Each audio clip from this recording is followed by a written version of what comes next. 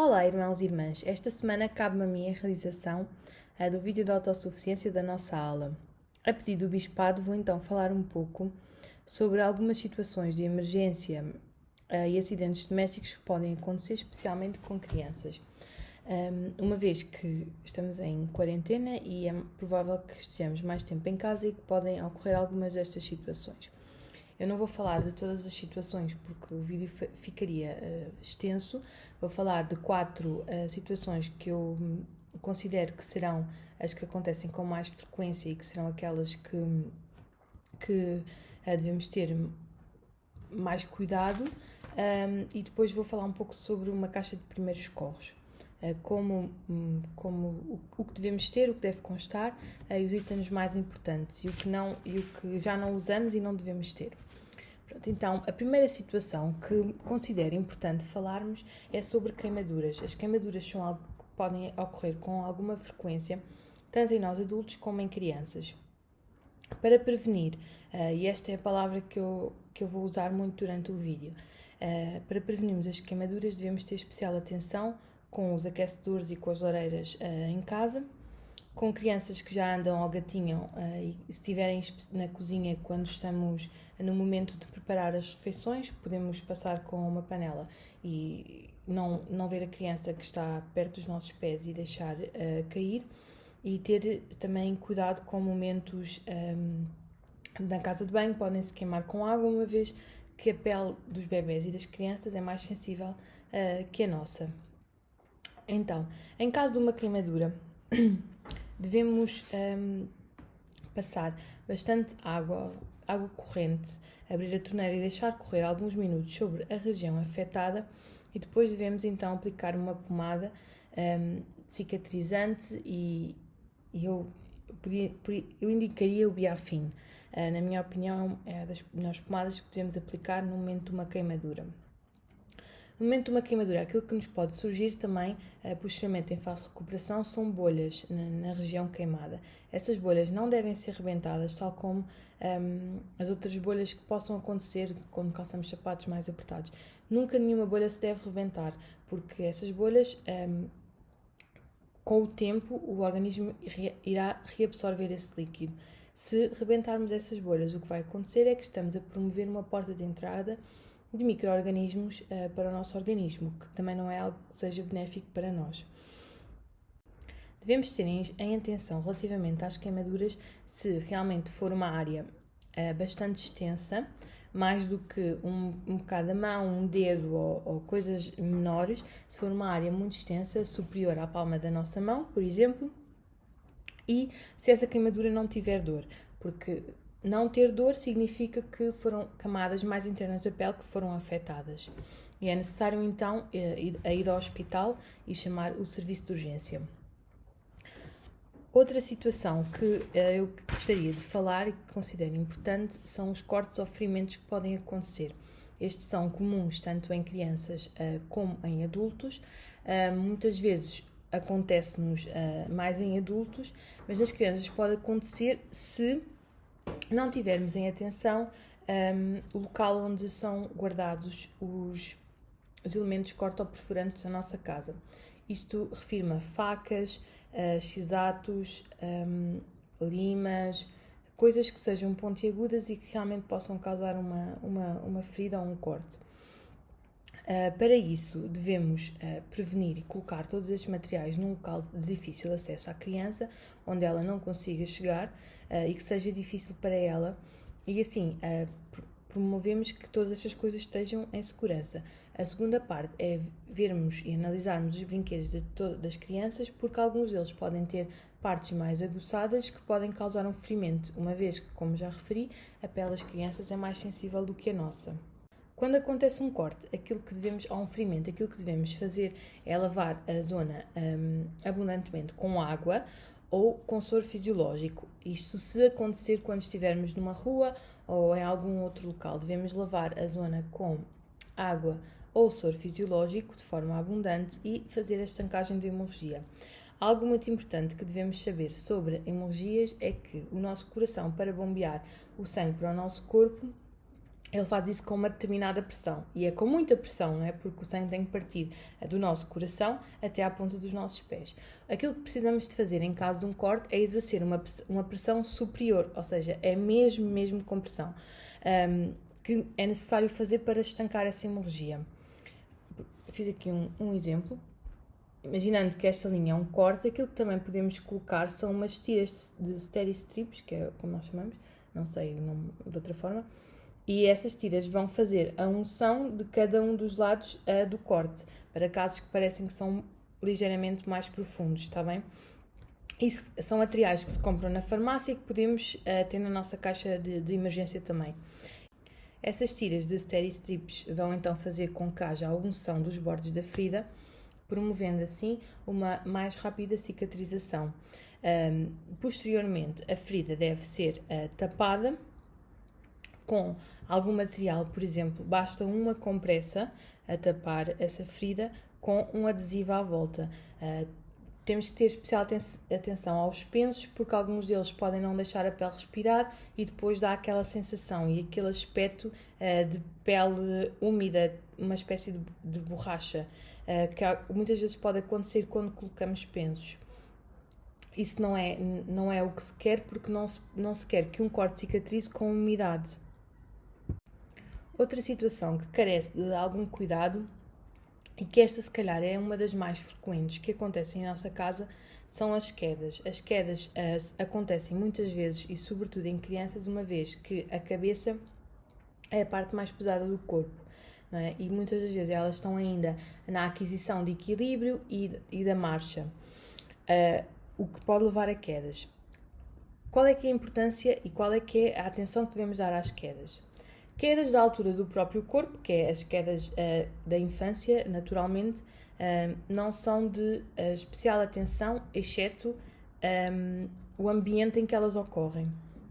Agora, quedas que sejam de alturas muito superiores, imaginando uma cama, a cama de cima de um beliche, por exemplo, ou coisas de maior alturas mais elevadas, não é? Devemos estar atentos a outros sinais e sintomas que a criança possa apresentar, como desmaio, vômitos, tonturas, sonolência, fraturas visíveis ou sangramentos. Para isso devemos ligar o 112. Para quedas menores, digamos assim, então aquilo que devemos, e também tendo em conta a idade da criança, não é? Normalmente o que recomendamos na maternidade e em recém-nascidos é que os pais não deixem a criança sozinha, porque parece que não se mexem, mas efetivamente eles mexem-se. Onde é que devemos ter especial cuidado? Quando os deixamos sozinhos na cama, no trocador,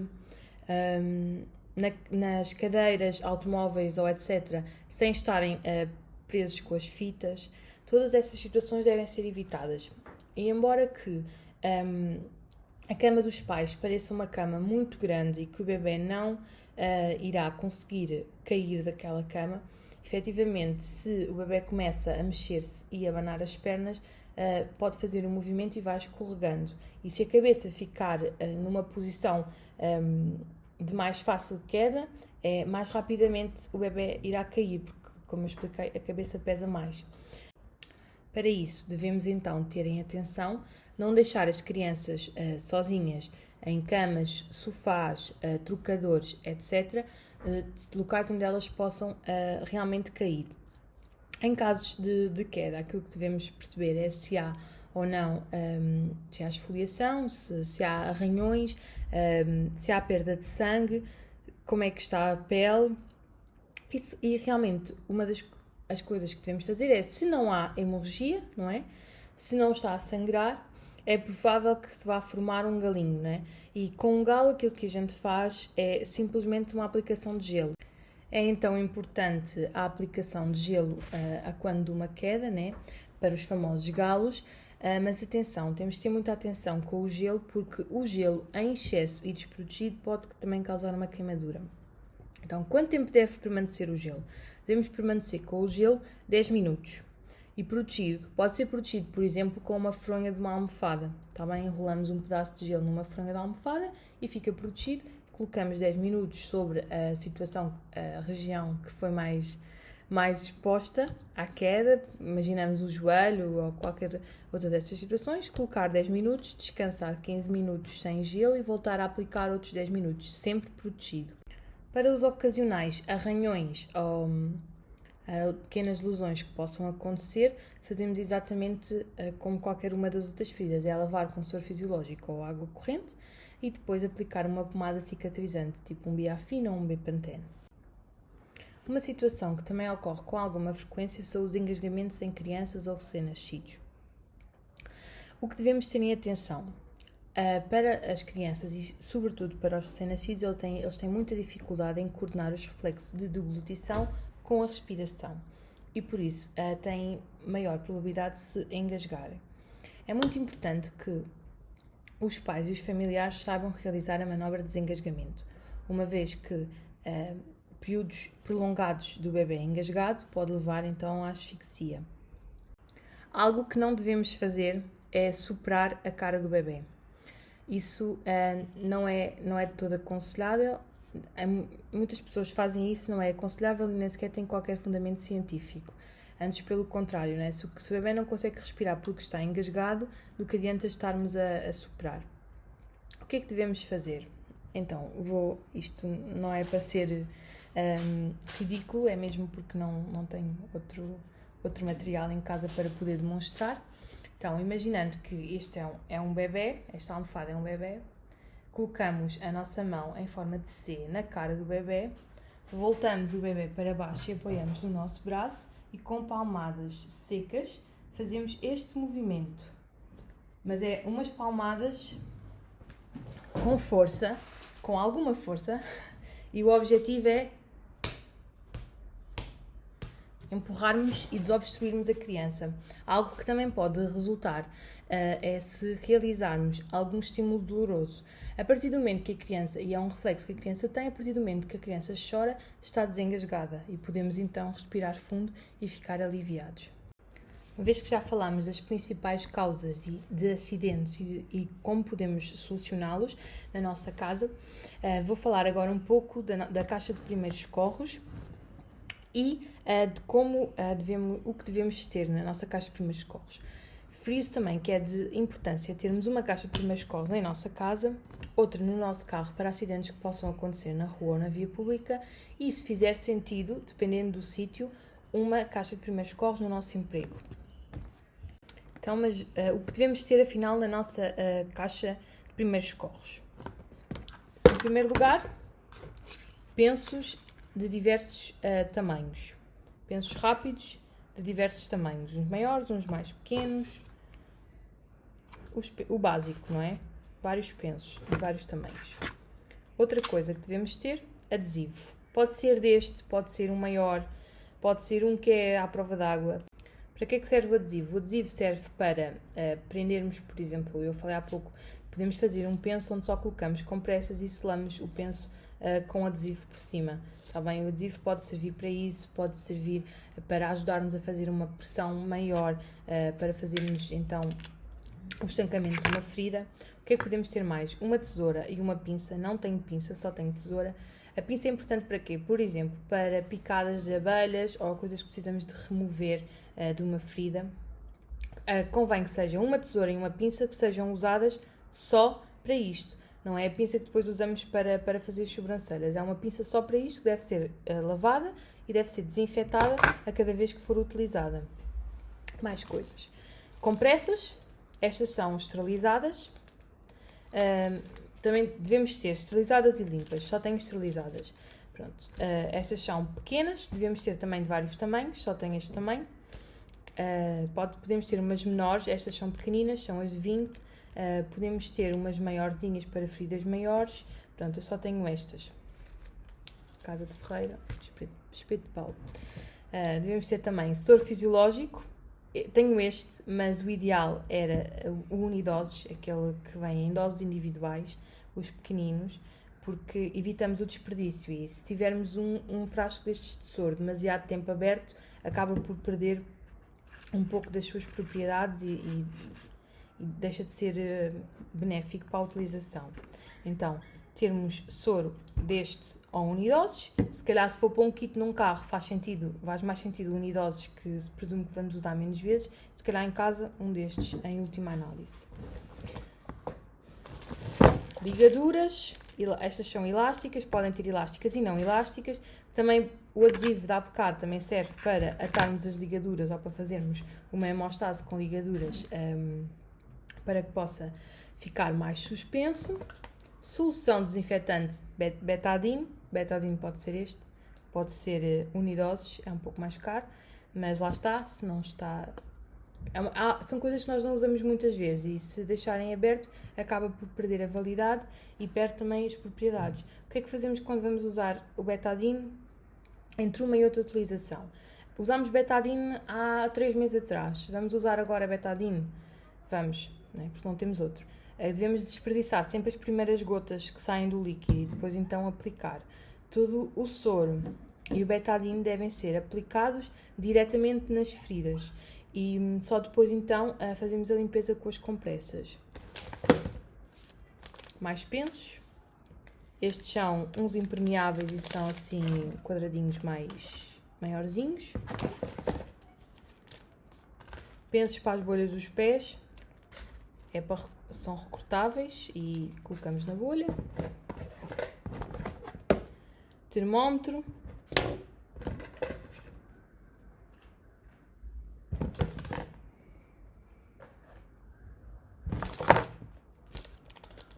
Outro penso maior.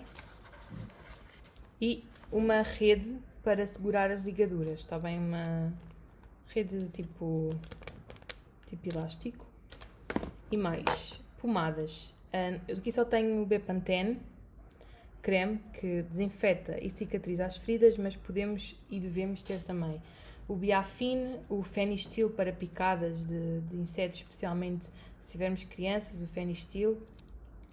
E outras coisas que também devemos ter na nossa caixa de primeiros socorros e que eu não vou falar é dos medicamentos que devemos ter. E eu não vou falar porquê? Porque o irmão Miguel Martins e o irmão João já falaram disso e estava perfeito, não preciso acrescentar mais nada. Efetivamente, são os medicamentos que fazem sentido para a nossa família e aqueles que normalmente utilizamos. E posto isto, não tenho mais nada a acrescentar àquilo que eles disseram e realmente se fizer sentido numa mala de primeiros socorros de casa, de viagem ou do carro, sendo que no carro não é aconselhável devido às temperaturas que o carro pode estar, então deve sim constar na nossa caixa de primeiros socorros os medicamentos mais usuais, isto de paracetamol, antihistamínicos, anti-inflamatórios, etc.